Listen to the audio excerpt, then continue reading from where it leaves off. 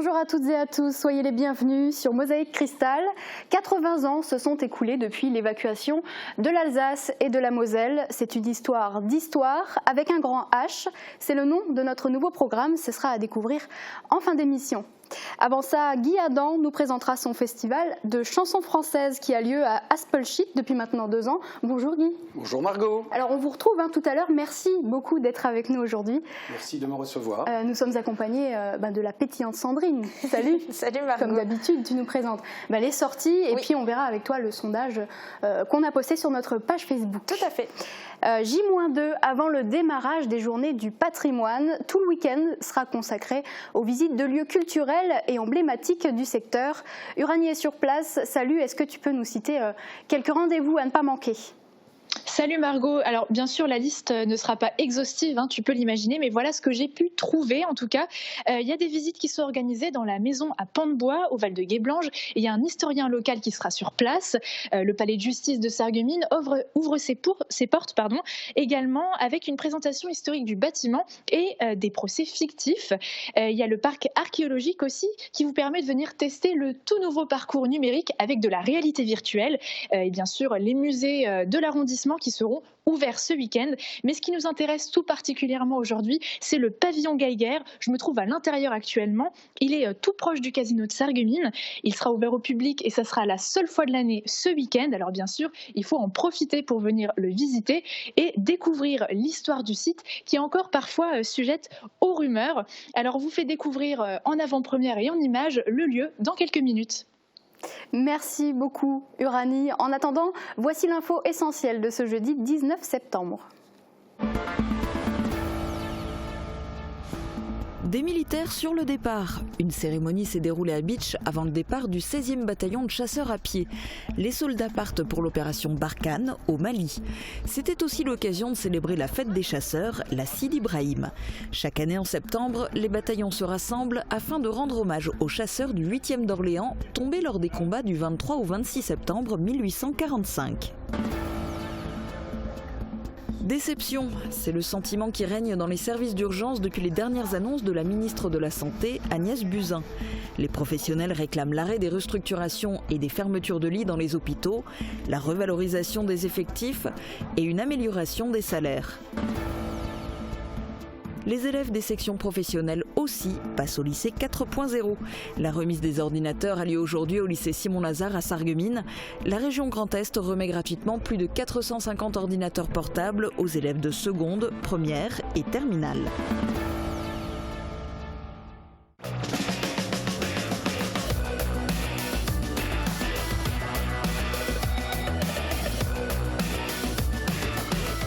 L'Aglo, acteur de l'écomobilité. Les températures fléchissent un peu en ce mercredi. En même temps, à 3 jours de l'arrivée de l'automne, cela reste encore très correct. Le temps pour demain. Avec le Crédit Mutuel, partenaire des grands événements sportifs.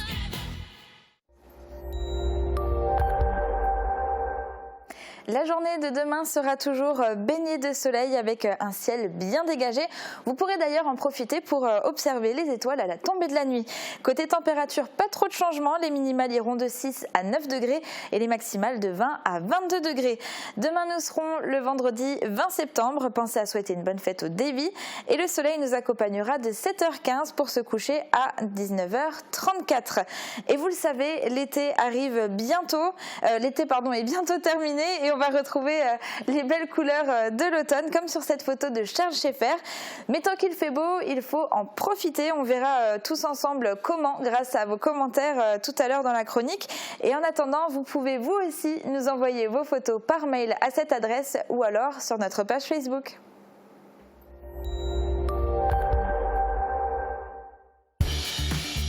Je dois mon esprit d'ouverture à d'ingénieux créateurs.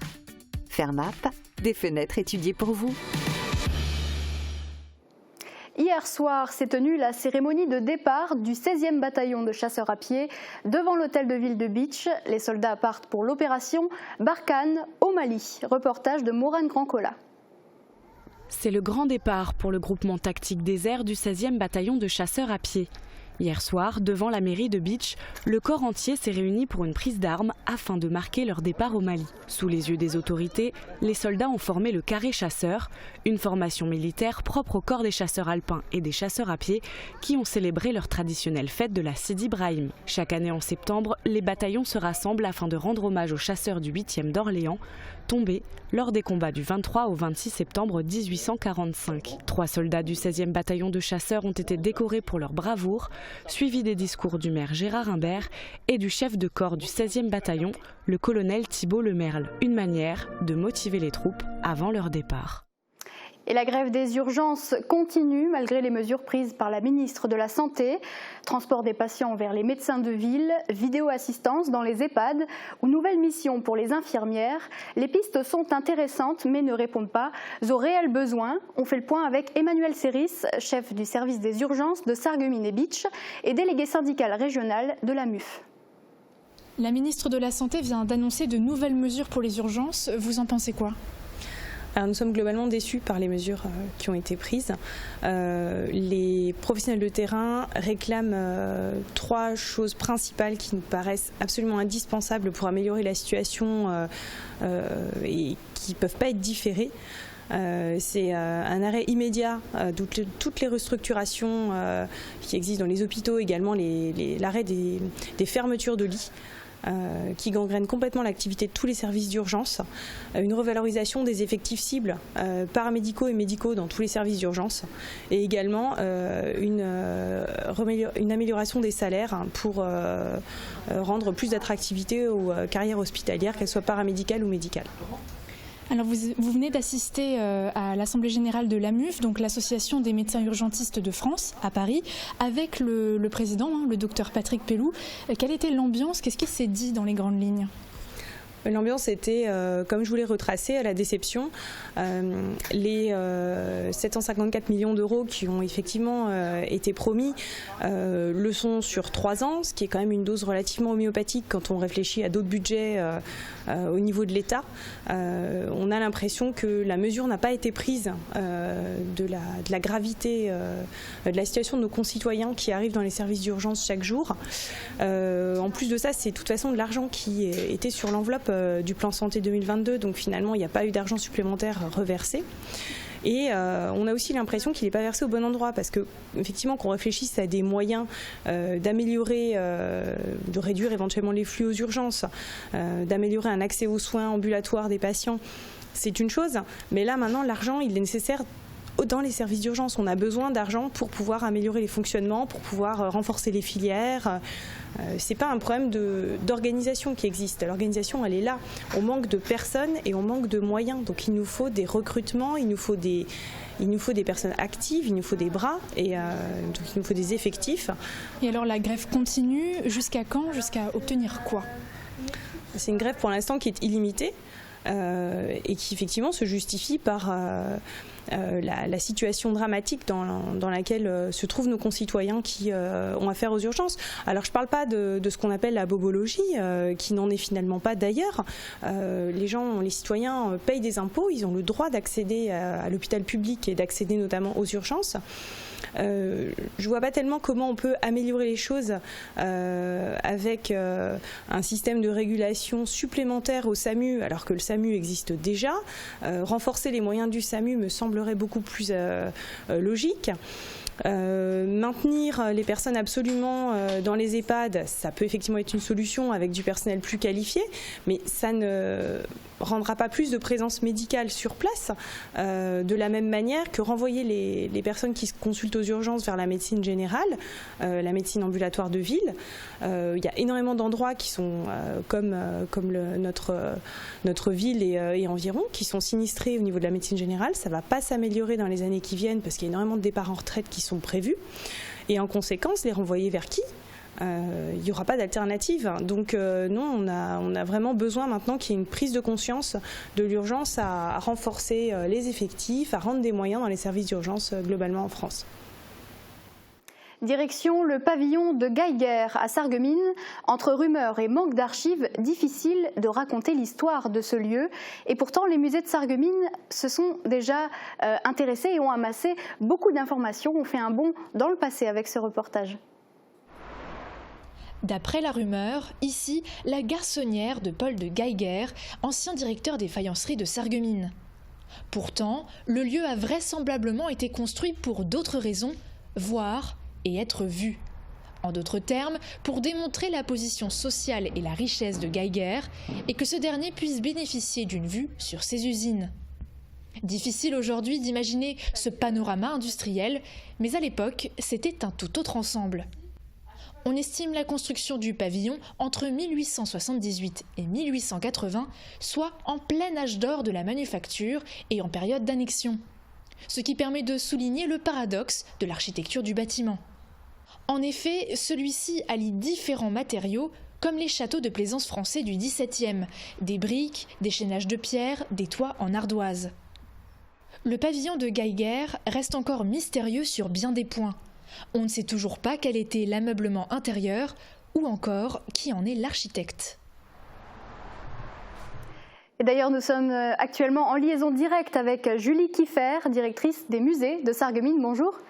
Bonjour. Alors le pavillon de Geiger à Sarreguemines, c'est un lieu qui est normalement pas ouvert au public. Il le sera spécialement à l'occasion des Journées du patrimoine. Alors ma première question, c'est pourquoi décider de montrer ce lieu au public? Qu'est-ce qu'il y a d'intéressant à y découvrir? Alors c'est intéressant puisque c'est un élément incontournable du paysage industriel de Sarreguemines et ça s'inscrit en fait dans un circuit de la faïence que nous proposons avec un guide aux Journées du patrimoine. Et ce pavillon, de même que le casino ou les cités, sont une étape incontournable de ce circuit de la faïence. Alors, côté archives, c'est assez pauvre malheureusement. Comment fait-on pour expliquer l'histoire d'un site quand on a si peu d'informations ? Alors on arrive à avoir quelques informations en recoupant les différentes sources d'archives. Elles sont très diverses. Après, on a tout ce qui est fonds iconographiques et surtout, on va essayer de remettre un petit peu les choses dans le contexte général de l'époque pour mieux faire comprendre où se situait le pavillon, sa position stratégique dans l'univers industriel de Sarreguemines et surtout les liens qui existaient entre les différents bâtiments. Et l'idée, c'est vraiment de montrer un petit peu au public le Sarreguemines d'autrefois à travers ces visites, une époque où le boulevard n'existait pas, où les ateliers s'avancer jusqu'au bord de l'eau et d'essayer de faire revivre un petit peu l'industrie faïencière au 19e. Alors justement, ce week-end, vous proposerez la visite de nombreux lieux sous forme de parcours. Que va-t-on pouvoir découvrir exactement au cours de ce parcours ? Alors le parcours débute dans le jardin d'hiver du musée de la faïence par une présentation générale et puis on va déjà donner des petits indices sur des choses qu'on reverra tout au long du parcours lors de cette visite. Ensuite on sort, on visite le four à faïence, donc un des derniers qui reste en Europe continentale, puis on traverse la passerelle pour aller côté casino pavillon. C'est le moment d'évoquer un petit peu le paternalisme et la vie des ouvriers. Ensuite on suit vers l'ancienne usine numéro 4, on passera devant et on terminera le circuit par les cités ouvrières pour montrer un petit peu tous les aspects de la vie des faïenciers de l'époque. Le circuit n'est pas très important, il n'y a même pas 2 km et on reste dans un périmètre relativement réduit, donc il est accessible à tous, y compris aux plus jeunes. Alors accessible à tous et l'entrée est libre ? Bien sûr, ce sont les Journées du patrimoine, donc les 2 musées ainsi que toutes les animations qu'on proposera seront accessibles librement dans la limite des places disponibles. Très bien, merci infiniment Julie Kiffer d'avoir répondu à nos questions. On vous souhaite de très belles Journées du patrimoine. Merci. Un chiffre, 8 000 €, c'est le montant reversé cette année par l'association Courir avec nous à la Ligue contre le cancer. Et c'est un record. En juin dernier, 1104 personnes ont participé à la course Les Sarregueminoises contre le cancer. Cet argent va servir aux actions de la Ligue qui aide les malades, les hôpitaux, mène des actions de dépistage et de prévention et participe évidemment à la recherche contre cette terrible maladie. Pour la deuxième partie de notre émission, nous parlerons beaux jours, musique et histoire. Quel beau programme, à tout de suite. Accompagnement et bons conseils, le Pays de Beach soutient la création d'entreprises.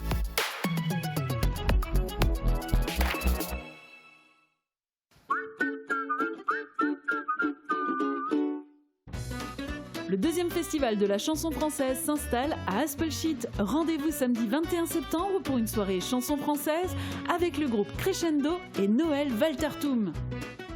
Surveiller votre tension à la maison peut s'avérer très utile. Les tensiomètres électroniques AVS Médical permettent une prise de tension facile, claire et rapide. À partir de 25,90 €. À l'occasion de la Semaine du Cœur, du 21 au 29 septembre, nous ferons une remise de 20% sur certains appareils. Offre valable dans les boutiques de Sarreguemines et de Forbach. AVS Santé, notre métier, vous accompagner. Vous l'attendiez tous, la saison culturelle de la ville de Sarreguemines redémarra sur des chapeaux de roue. Marc Lavoine, Maxime Le Forestier, Guillermo Guise, Guillaume Meurice, Nora Hamzaoui, Blancas, les frères Jacquard et bien d'autres. Tout un programme à découvrir sur www.sarreguemines.fr.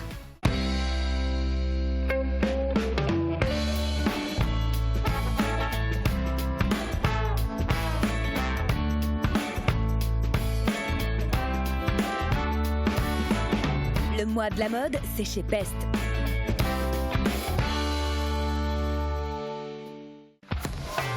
L'atelier gourmand, l'étape gourmande en zone industrielle de Sarreguemines. Du pain frais toute la journée, des pâtisseries artisanales, des hamburgers maison fraîcheur garantie et tout un assortiment de pizzas et de sandwichs. Passez nous voir et pensez au drive.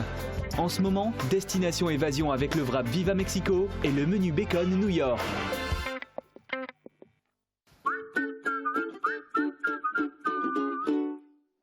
Alors Sandrine, comme tu le disais tout à l'heure, c'est bientôt la fin de l'été, malheureusement, mais pour l'instant, il fait encore à peu près beau et chaud, on peut le dire, donc il faut en profiter et c'est ce que nos internautes font. Tout à fait, alors on leur a posé la question sur notre page Facebook et ils sont 66% à nous avoir répondu qu'ils profitent encore du soleil. Pour les autres, l'été est malheureusement déjà fini. Alors c'est une triste nouvelle pour certains, mais beaucoup moins pour d'autres. Christian nous dit « Je finis ma saison de boulot ». Donc c'est vrai que pour les saisonniers, c'est plutôt sympa d'arriver vers la fin de l'été parce que c'est presque le début des vacances pour eux. Et pour les autres, on leur conseillait de profiter encore de faire les derniers barbecues ou les apéros dans le jardin, les derniers plongeons dans la piscine ou encore les promenades au soleil. Et toi, est-ce que tu en profites ? Ah bah alors moi j'ai ni barbecue ni piscine donc c'est un peu compliqué, j'ai pas cette chance mais bon les derniers jours c'est l'occasion pour moi de faire une cure de vitamine D pour se préparer pour l'hiver. Toi Sandrine, est-ce que tu en profites encore ? Alors moi je te cache pas que j'ai déjà troqué mon barbecue contre mon appareil à raclette parce que pour moi ça y est, la saison elle est lancée. Alors même si j'adore l'été, j'ai vraiment hâte quand même de pouvoir retrouver les petits chocolats chauds sous la couette bien au chaud sur le canapé et l'hiver au final que j'aime bien aussi. Ouais, bon, c'est vrai que c'est pas mal aussi, c'est une bonne saison. Voilà. J'ai hâte aussi. Merci Sandrine en tout cas. Alors bon, en attendant, il fait encore beau. Guy, Adam, vous avez eu bien raison d'organiser votre festival ce samedi puisqu'il va faire encore beau à Aspelshit parce que c'est la 2e édition cette année de votre festival de chansons françaises. Alors ma première question, c'est d'abord pourquoi la chanson française ? Pourquoi la chanson française ? Une vieille histoire qui dure depuis longtemps et qu'on a voulu remettre au goût du jour à Aspelshit. J'organisais déjà sur Sarreguemines un certain nombre de soirées chansons françaises par passion personnelle, par goût, parce que j'aime bien chanter la chanson française, parce que peut-être aussi c'est de mon âge. Et puis donc c'est ce qu'on a remis à l'honneur l'année dernière à Aspelshit. Vous pensez que c'est un répertoire qui s'essouffle avec les nouvelles générations ? Il s'essouffle peut-être un petit peu, mais je crois que tout le monde sait encore siffler, fredonner ou chanter des airs, même d'Édith Piaf, pour remonter assez loin, voire de Brassens, voire de Brel. Même votre génération, Margot. Bien sûr. Qui ne connaît pas Piaf ou Brel, c'est sûr. Voilà, donc je crois que ça reste d'actualité et que ça reste intergénérationnel. Alors j'imagine que si vous l'avez reconduit cette année, c'est que l'an dernier était un succès. Vous avez un bilan plutôt positif ? Alors le bilan est positif. Évidemment, l'année dernière, on n'a pas atteint nos objectifs. On a eu environ 150 personnes. L'objectif, c'était 200. C'est l'objectif de cette année aussi. Cette manifestation demande à être connue et j'espère que cette année, grâce à vous notamment, fera venir beaucoup plus de monde et surtout les 200 personnes qu'on attend pour ce 2e festival. Je l'espère aussi pour vous. Est-ce qu'il y a eu des changements cette année par rapport à l'an dernier ? Alors l'année dernière, le festival se déroulait sur 2 jours. Le premier jour, le samedi, était dédié à la chanson française et le deuxième, en fait, c'était un thé dansant sur la thématique de la guinguette. Et on s'est aperçu que le message pour annoncer ces 2 journées était peut-être un peu confus. C'est la raison pour laquelle cette année, il n'y aura qu'une seule journée, donc samedi 21 septembre, et elle sera dédiée qu'à la chanson française avec 2 groupes. Alors, on parle un petit peu des têtes d'affiche, peut-être. Qui sera présent ce festival? Alors, l'année dernière, on avait un certain nombre de personnes, je crois qu'il y en avait 7 ou 8, qui interprétaient des répertoires d'un chanteur connu. Cette année, grâce au groupe Crescendo, en fait, ils vont interpréter tous les grands de la chanson française, mais sur la première partie qui durera environ 3/4 d'heure. D'accord. Et en deuxième partie, donc, on aura Noël Walterturm, qui est un auteur-compositeur. Donc, ce seront des choses très personnelles à Noël. Noël est un garçon qui est surtout connu dans le secteur de Saint-Avold. Noël a un chiffre fétiche, c'est 7. 70 chansons inscrites au répertoire de la SACEM. Ah oui, tout de même. Oui. 7 albums produits. Et donc, ce sera une fierté de le présenter aux Beachois et aux Sarregueminois qui viendront à Aspelshit. Alors samedi soir, il y a 2 concerts, si j'ai bien compris. En fait, il y a dans le festival, il y a un premier groupe, Crescendo et Noël Walterturm. Donc chacun utiliseront une plage qui sera presque d'1 heure. Donc on aura 2 heures de chansons françaises. Alors j'ai une petite question, pourquoi avoir choisi d'appeler ça un festival? Parce que bon, quand on pense festival, on pense à quelque chose d'une plus grande ampleur peut-être. Oui, l'année dernière, le festival c'était déjà sur 2 jours, donc on n'a pas voulu changer le nom. Et puis bon, je pense que festival c'est un beau mot, pourquoi pas le garder, même pour une soirée. Il y a la notion de festivité? Il y a la notion de festivité, il y a la notion de joie. Qui organise cet événement? Alors c'est une association qui s'occupe de développement de tourisme sur Aspelshit, qui s'occupe de l'animation du camping et qui maintenant porte ces 2 événements depuis l'année dernière. Quand je dis ces 2 événements, c'est déjà le Festival de la chanson française, mais porte aussi au mois de décembre la Saint-Nicolas qui a été réintroduite sur Aspelshit. Cette association est présidée par notre dynamique maire de Aspelshit, Justin Hornbeck. D'accord. C'est un travail qui a nécessité combien de temps de préparation? C'est un travail qui demande déjà une petite sélection. On a encore la chance d'être au début de l'histoire de ce festival qui, j'espère, durera longtemps. Donc pour l'instant, c'est un peu du copinage. Crescendo, par exemple, c'est quelqu'un qui a été recommandé par un ami qui se produisait l'année dernière. Donc on les a rencontrés à Morange, on est tombé d'accord, on a été tout de suite enthousiasmés par ce groupe. Noël, c'est pareil. Noël Walterturm, c'est quelqu'un que j'ai rencontré par aussi une connaissance dans un autre festival. Alors ça se déroulera à la salle des fêtes de Aspelshit. Alors on voit que le groupe Crescendo, ils sont quand même nombreux. Il faut une grande scène pour les accueillir. Alors c'est une grande salle des fêtes puisqu'on aura 250 places assises et la scène est en conséquence pour ces 250 places. La scène est très très grande. Le groupe Crescendo, effectivement, ils sont 7 musiciens. Pourquoi avoir choisi de le faire à Aspelshit? Alors Aspelshit, tout simplement parce que j'y habite, parce que c'est ma commune d'adoption maintenant depuis 3 ans, parce que j'aime Aspelshit. D'accord, c'est une histoire de cœur donc. C'est une histoire de cœur et petit clin d'œil à notre maire qui a tout de suite accroché lorsque je lui ai proposé l'année dernière ce premier festival. J'ai une dernière question, comment vous le voyez ce festival d'ici 5 ou 10 ans? Vous vous projetez, vous avez des ambitions? J'espère que ce 2e festival verra naître le 3e et plus encore, bien sûr. Je crois que c'est un peu un petit bébé qu'on veut voir grandir et qu'on veut emmener vers l'adolescence et vers l'âge adulte. Je vous le souhaite. Merci. On va terminer cette interview juste en rappelant que c'est ce samedi, 21 septembre. C'est à partir de 20h? C'est à partir de 20h. Il y a aussi, il faut penser à la prévente des billets à 10 € pardon, et 12 € le soir à la caisse.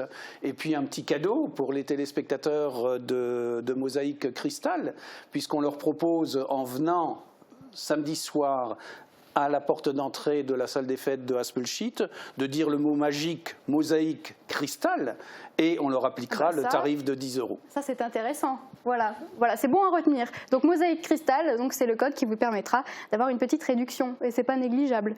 Alors pour les réservations, ça peut se faire en mairie de Haspelshit, en appelant ce numéro de téléphone ou en vous déplaçant directement, au camping municipal de Haspelshit également ou au magasin, le magasin Loralnet à Beach. Voilà donc une merveilleuse idée de sortie. Merci beaucoup Guy Adam d'avoir été notre invité. Merci de m'avoir reçu. Alors on a d'autres idées de sortie pour ce week-end. Sandrine va nous les annoncer, à commencer par les journées du patrimoine bien sûr. Oui, alors on en parlait un petit peu en début d'émission à travers le duplex. Uranie nous donnait déjà quelques idées. Moi j'en ai d'autres. Alors pour rappel, les journées du patrimoine, c'est un petit peu l'occasion de mettre en avant le patrimoine évidemment et la culture en général à travers des spectacles et des animations ou encore des portes ouvertes et notamment dans des lieux un peu plus insolites dans lesquels on n'a pas l'habitude de voir du public habituellement. Et c'est le cas par exemple au Palais de Justice de Sarreguemines où des procès fictifs seront organisés. Donc c'est samedi à 14h30 et à 16h30 où vous pourrez y assister. Il y a encore aussi le château de la communauté d'agglomération Sarreguemines Confluence, donc le château Schneider. Voilà, je ne sais pas pourquoi j'ai bugué. Je suis pas d'ici, mais j'ai réussi, je suis fière de moi. Qui sera également ouvert au public pour des visites guidées.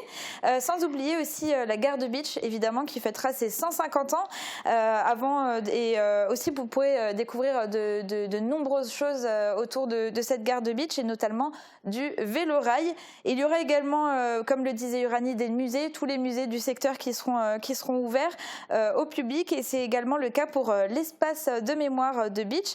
Mais je vais laisser Michel Klein de l'Union nationale des combattants section Beach et environ vous en dire plus.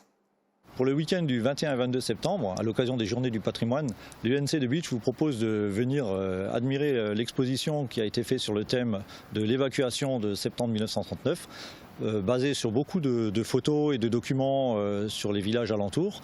Vous pourrez aussi par la même occasion visiter l'espace mémoire et voir une bonne partie des collections et documents qui seront présentés à l'occasion des Journées du patrimoine. Et vous pourrez retrouver également toutes les animations et les spectacles organisés dans le cadre de ces journées du patrimoine sur les sites internet de l'Office du tourisme de Sarreguemines ou de l'Office de tourisme de Beach, évidemment. D'accord. Alors, mais il n'y aura pas que les journées du patrimoine au programme. Non, il y a aussi dans les rues de Sarreguemines, vous pourrez croiser des orgues de barbarie, puisque ce sera la 4e édition du festival d'orgues de barbarie qui se déroulera de vendredi à dimanche. Il y aura 35 tourneurs venus de 6 pays européens qui seront présents dans les rues, mais il y aura aussi des spectacles, des expositions ou encore des ateliers à découvrir. Et vous pourrez retrouver toutes les infos sur ce festival sur le site internet de la ville de Sarreguemines. Et on reste à Sarreguemines pour la prochaine puisque tu nous proposes une projection débat. Oui, qui sera organisée à la médiathèque ce vendredi de 20h à 22h. Le thème, ce sera la Lorraine et surtout ses mines. Et vous verrez à travers 2 documentaires et un film tourné dans les années 50 toute l'histoire de ces mines.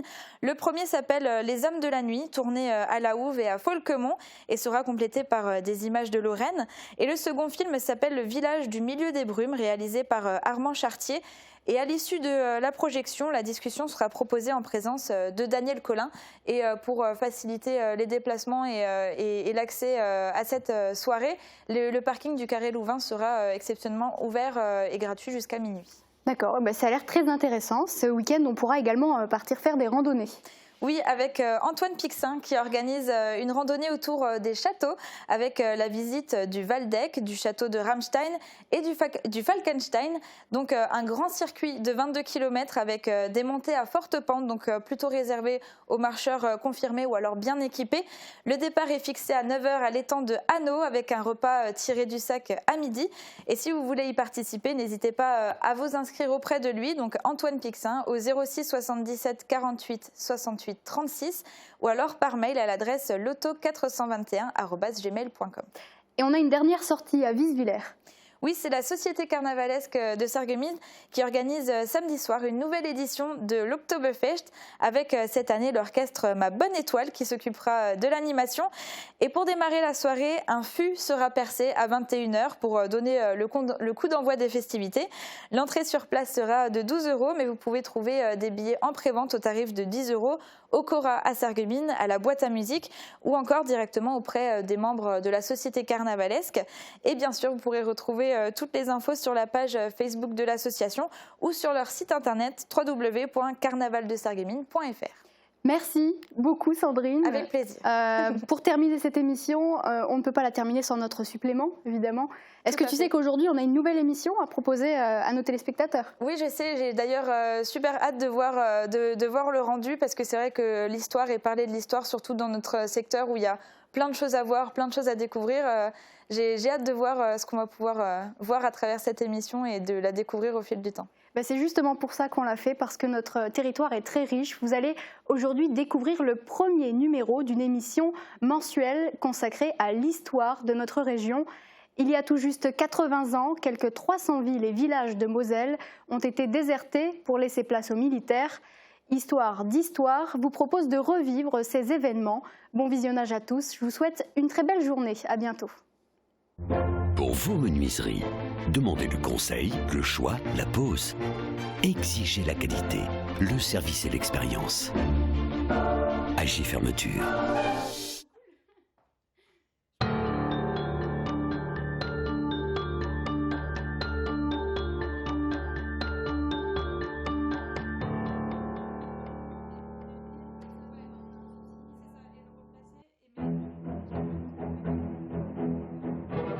« 1er septembre 1939, la France mobilise ses troupes et ordonne l'évacuation de la zone rouge.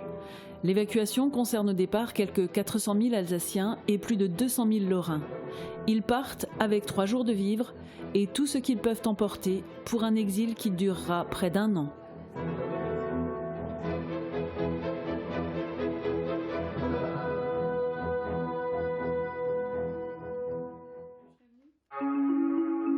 L'évacuation, en fait, c'est un événement qui était vraiment lié à la ligne Maginot, puisqu'il faut se souvenir que la ligne Maginot avait été construite à une dizaine de kilomètres en retrait par rapport à la frontière, ce qui fait que on va avoir une zone dans laquelle les villages vont se retrouver isolés entre la ligne de défense d'une part et la frontière d'autre part. Et donc, en cas de conflit, ils se retrouvaient entre deux feux. Donc, il était absolument primordial d'évacuer toutes ces populations. Ces plans d'évacuation, c'est quelque chose qui va être très très difficile à mettre en œuvre parce qu'il ne faut pas oublier que c'est quand même un peu plus de 200 000 personnes qu'il va falloir évacuer dans un temps très court.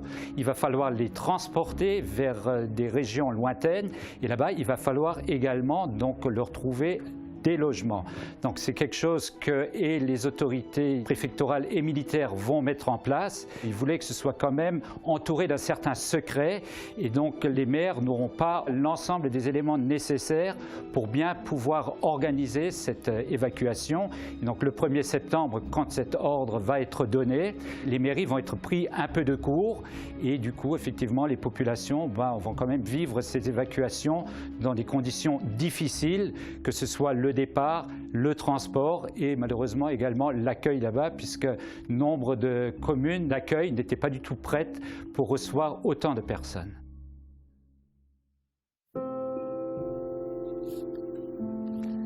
Ad perpetuam rei memoriam. À mes chers anciens paroissiens de Zétain, voici l'histoire de notre exode en Charente, tel que je l'ai vécu avec vous en l'année 1939-40. J'en fais cadeau aux archives paroissiales de Zétain, afin que le souvenir de cette tourmente fantastique se conserve à travers les siècles. Zétain, le 19 décembre 1971, l'abbé Desmerlet Aloïse, curé en retraite à Étain. C'est arrivé pendant la prière de la paix. Les 2 gendarmes sont venus par Visvillers et emporté au maire l'ordre d'évacuation. Étant donné que c'était pas loin de la gare, on voyait des militaires qui venaient et qui partaient sur Beach. Tout de suite, c'était plus un secret. Vous allez quelque part, vous allez être évacué jusqu'à Lunéville. On a reçu l'ordre de passer à Forêt de la commune. C'est monter la côte à Valtous et on est de nouveau descendu sur la route normale à Honvillers. Mon père a soigné tout de suite les bêtes, leur a donné à manger, les a scellés, et ma mère a rassemblé tout ce qu'elle avait préparé et mis dans ses mallettes qu'elle avait confectionnées en toile de matelas. On pouvait s'asseoir dessus, on pouvait se coucher dessus. Mon sac à dos servait de repose-tête. Ma mère a dit qu'il faut quand même emmener quelque chose, qu'on puisse négocier peut-être au cas où on ne sait pas où on va aller, la guerre, les Allemands. Et moi j'avais 2 sacs de classe, un devant et un sur le dos. Et j'avais les bijoux, c'est-à-dire cuillères, fourchettes, tout ça qui était neuf, qui pouvait rapporter quelque chose. Moi, je suis parti avec papa et maman et on était à 3. Hein? Ma sœur, mon frère et moi. Je me rappelle, c'était un dimanche soir, il pleuvait à ce qui pouvait tomber. Et là, effectivement, on a été embarqué dans un train de marchandises. Le mercredi, le 6, dans l'après-midi, on a su qu'on allait être embarqué dans des trains à Abricourt. On est allé dans le train à Lützelsburg. On a vu rien que des wagons en pension. On était, ça dépend, une dizaine ou quinzaine. Pour moi, c'était l'aventure. Hein. Je n'étais jamais sorti du village. Une fois, mon père m'a emmené au carnaval de Sarreguemines. C'est la seule fois. Moi, je me réjouissais presque. Mes sœurs n'étaient pas la même chose parce qu'elles étaient plus âgées que moi et on ne savait pas où aller. L'évacuation. Le 1er septembre 1939, premier vendredi du mois. À 15h précises commence l'heure sainte avec exposition solennelle et assistance de toute la paroisse. Si l'annonce du malheur doit venir, qu'elle nous trouve devant le tabernacle. Après divers chants et exhortations pieuses, nous récitons le chapelet médité. À la 3e dizaine, entre un homme, c'était Klom Seppel. Il traverse l'allée de l'église et s'en vient tout droit chez moi, à l'hôtel, me disant à demi-voix « Monsieur le curé, les gendarmes sont là. Le village doit être évacué. Congédiez immédiatement les gens. » Toutes les têtes sont levées pour savoir ce que l'homme m'a dit. Je domine mon émotion. Nous finissons la dizaine, puis j'entonne le Tantum Ergo. Et après la bénédiction, quand le Saint-Sacrement est rentré dans le tabernacle, je me retourne vers les gens et les larmes aux yeux, je leur dis « Geht jetzt in Gottes Name ?» Tous ont compris, et pleurant, sanglotant, les yeux hagards se précipitent hors de l'église. Au même moment arrive à l'intérieur de l'église la police du village. Monsieur Nicolas Thiel, le père de la blinde Louise, sonnant avec sa clochette et annonçant officiellement « Das Dorf Siddinge wird sofort geräumt. Die Bürger sollen für 3 Tage Verpflegung mitnehmen, Marschrichtung Sarre-Union. »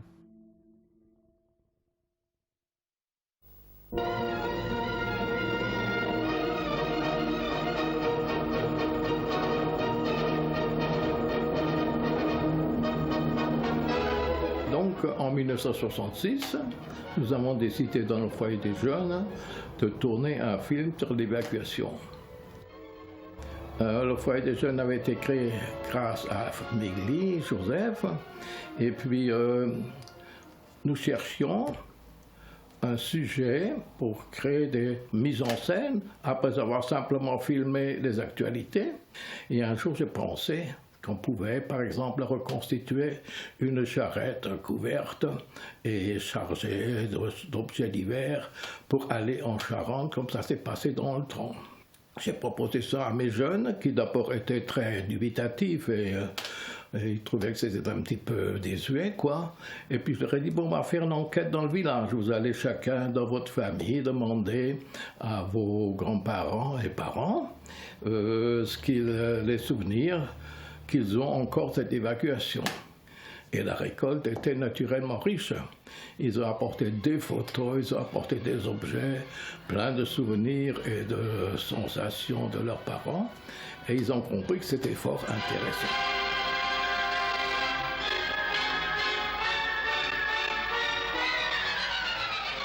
Nous avions la chance, et c'est ce que j'ai expliqué aux jeunes, qu'il fallait le faire tout de suite pour avoir le matériel, les personnes et tout ça, pour recréer cela vraiment comme c'était.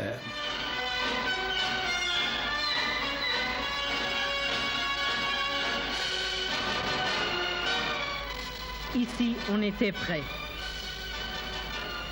Là, on chargeait encore.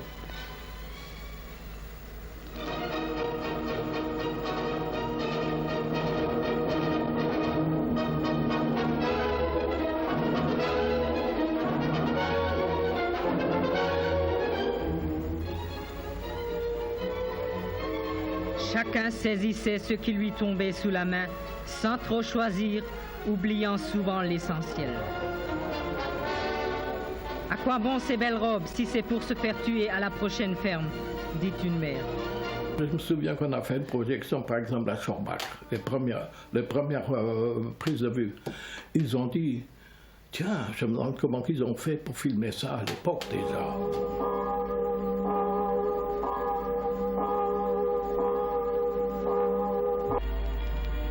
La colonne se déversa au-delà de la route nationale, dans un chemin creux en direction du sud. On avait déjà, disons, au moins une centaine de personnes à tirer d'achat. Puis ensuite, nous avons fait le voyage en Charente. Et puis là-bas aussi, les gens participaient. Ils nous ont disons, fait le débarquement, si vous voulez, et la mise en place des gens sur Tombereau. Entassés à 30 ou 40 dans des wagons à bestiaux, couchés sur la paille, ils furent emportés de jour et de nuit vers une destination toujours inconnue.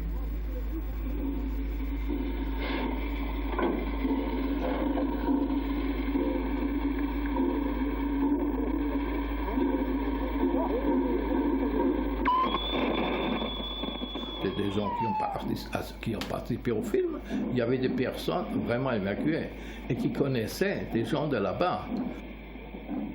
Et puis surtout, on avait entendu parler d'une routière, d'un grand tracteur à vapeur que les Charentais appelaient la routière et dont les gens se souvenaient parfaitement. Alors on a essayé, on a réussi à faire sortir cette routière. Quel amusement pour les jeunes, leur première vendange. Et quelle surprise de rencontrer cette étrange machine, la routière.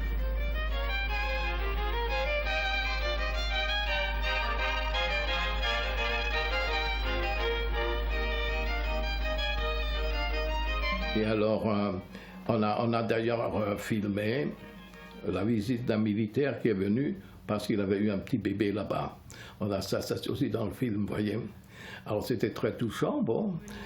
Quand l'heureux papa allait rendre visite à son premier enfant, né loin du pays.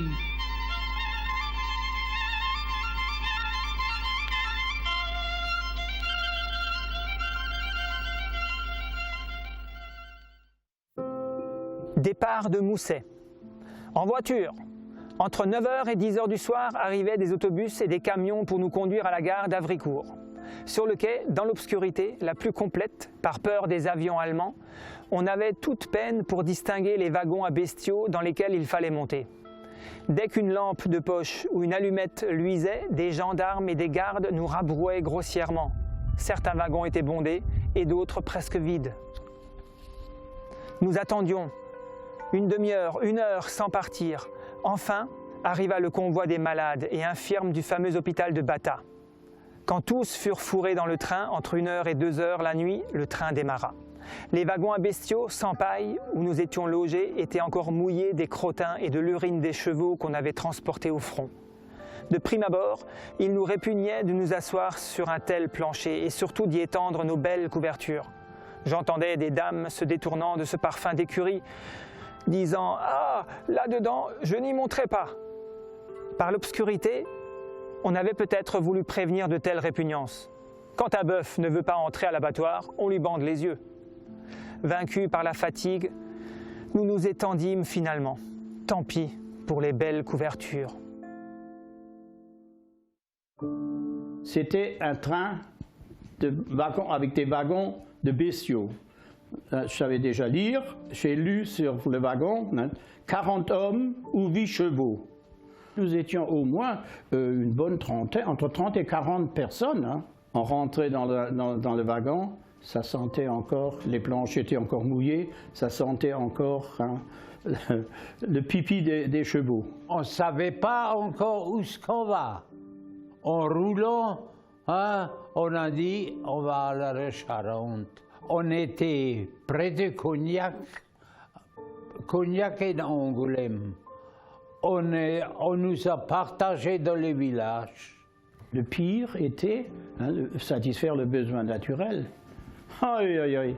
Vous aurez dû voir le train s'arrêter en race campagne, un endroit où c'était un peu boisé, où il y avait des haies. Hein.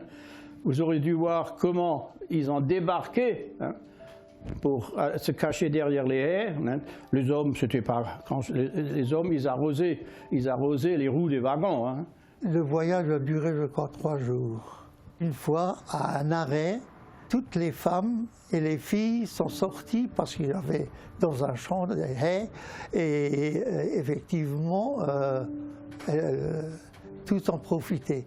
Seulement, le conducteur de train a démarré sans prévenir le train. Et alors ma mère qui était dehors avec les filles, nous a passé les filles et effectivement on les a rentrées en vitesse et ma mère a failli rester au bord du chemin de fer. Et là, parce que ma mère comptait toujours pour moi, et là j'ai fait un vœu que si jamais il arrive quelque chose à ma mère, le conducteur de train, je le tue. Il y avait des femmes qui ne pouvaient plus tenir le pipi et les jeunes n'avaient pas le droit de regarder.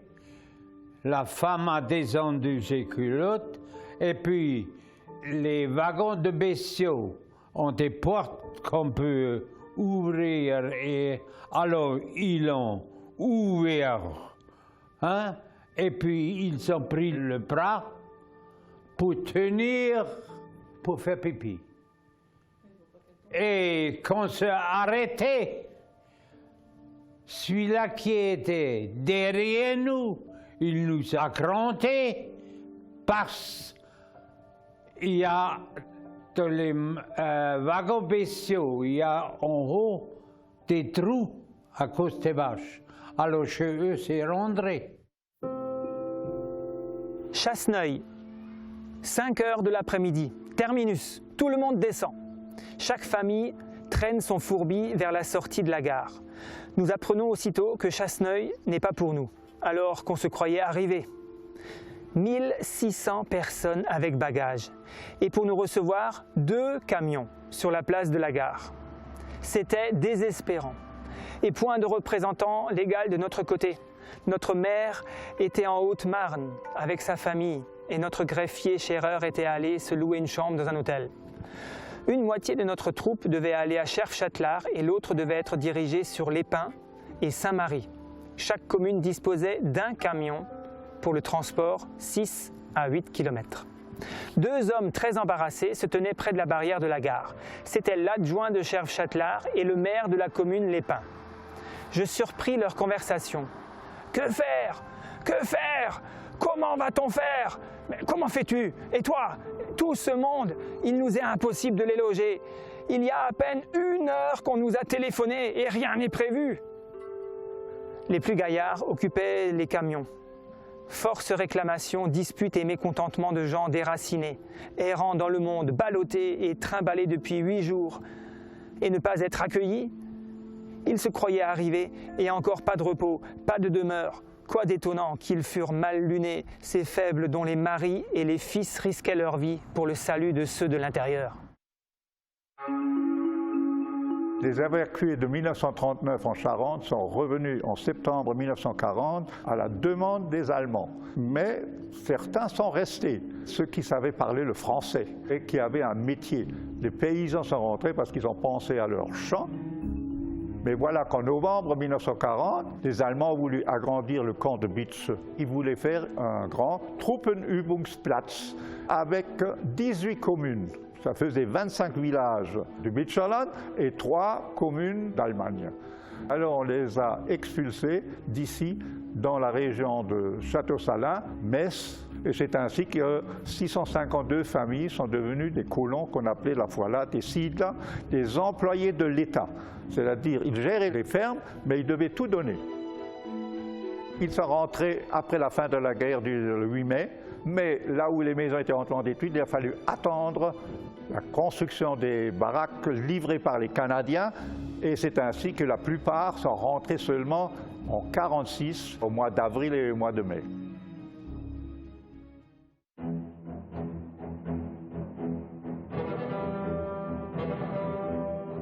Choisir la France, c'était accepter l'exil et l'occupation allemande.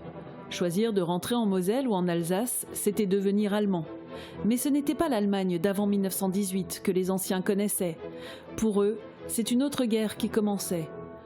Une guerre qui conduira toute une génération de jeunes hommes sur le glacial front de l'Est.